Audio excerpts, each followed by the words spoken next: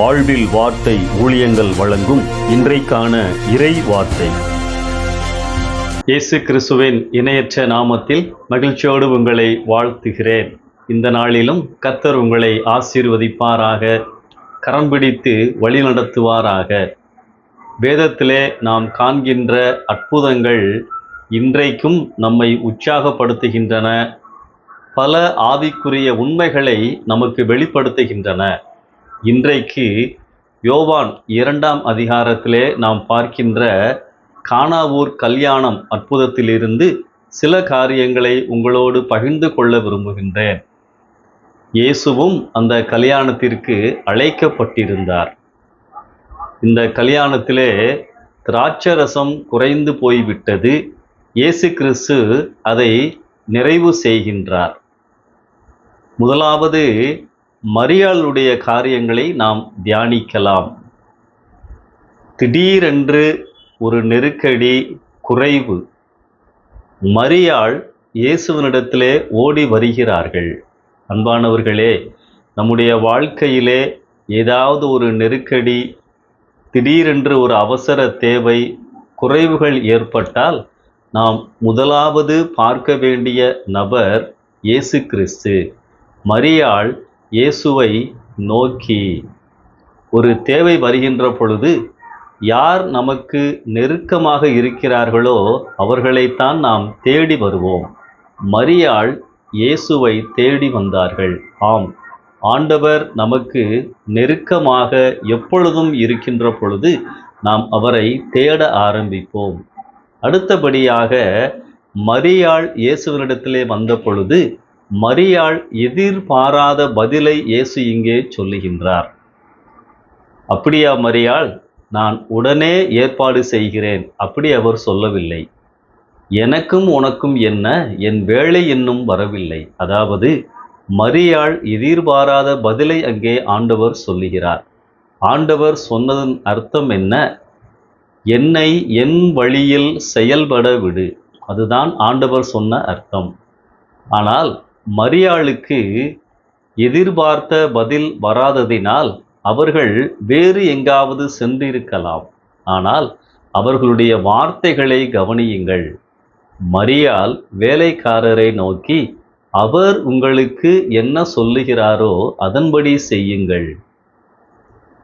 ஆண்டவர் என்ன செய்ய போகிறார், என்ன செய்தார் என்று சொல்லி எனக்கும் உங்களுக்கும் நன்றாய் தெரியும். ஆனால் மரியாளுக்கு தெரியாது.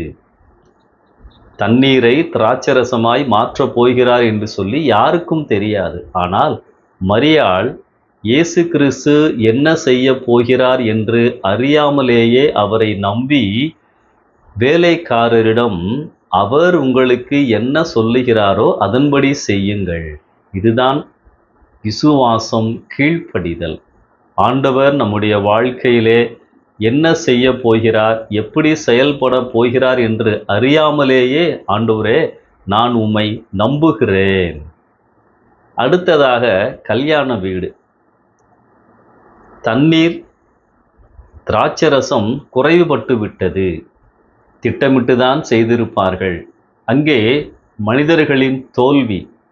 இயேசு என்னோடு இருந்தால் எனக்கு வருகின்ற தோல்விகளையும் அவர் வெற்றியாக மாற்ற முடியும். திராட்சரசம் அந்த நாட்களில் ஒரு முக்கியமான பொருள்.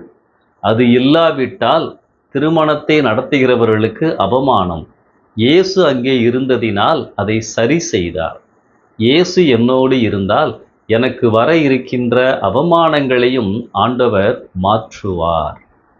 சாதாரண தண்ணீர் சுவையுள்ள திராட்சரசமாய் மாறினது. இயேசு என் வாழ்க்கையில் என்னோடு இருந்தால் என் வாழ்க்கையையும் சுவையுள்ள, தன்மையுள்ள வாழ்க்கையாக மாற்றுவார். இயேசு இல்லாத பொழுது எனக்குள் சாக்கடை இருந்தது. ஆனால் இயேசு எனக்குள் வந்த பொழுது என் இதயத்தில் தெய்வீக சுபாவங்கள் வந்துவிட்டன. ஆம், தண்ணீரை திராட்சரசமாய் மாற்றினது மட்டுமல்ல, என் வாழ்க்கையிலும் அவர் கிரியை செய்து என் சுபாவங்களை அவர் மாற்றுகின்ற ஆண்டவர். அன்பானவர்களே, இயேசுவும் அந்த கல்யாணத்திற்கு அழைக்கப்பட்டிருந்தார். மரியாளின் அனுபவம், அவரை நோக்கி ஓடுதல், நம்புதல், ஆண்டவர் என்னோடு இருந்தால் என் தோல்விகள் வெற்றியாய் மாறும், என் அவமானங்களை ஆண்டவர் மாற்றி விடுவார், மட்டுமல்ல என்னையும் ஆண்டவர் அவரைப் போல மாற்றிக்கொண்டே இருப்பார். அன்பானவர்களே, உங்கள் வாழ்க்கையின் எல்லா பகுதிகளிலும் இயேசு இருக்க வேண்டும். அவரை அழைத்து கொண்டே இருங்கள். அவரோடு எப்பொழுதும் இருங்கள். உங்கள் வாழ்க்கை எப்பொழுதும் திருப்தியாக, சந்தோஷமாக அமைந்து கொண்டே இருக்கும். நேற்றைக்கு உங்களை வழிநடத்தின ஆண்டவர் இன்றைக்கும் உங்களை வழிநடத்துவார். தேவைகளை சந்திப்பார். நம்பிக்கையோடு இந்த புதிய நாளை ஆரம்பியுங்கள். ஆமென்.